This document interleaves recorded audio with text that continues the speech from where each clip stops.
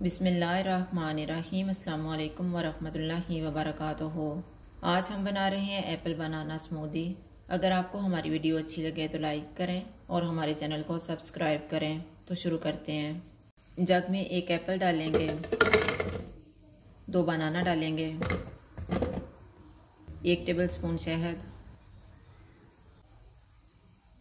1 cup ठंडा दूध डालेंगे और इनको ब्लेंड कर लेंगे।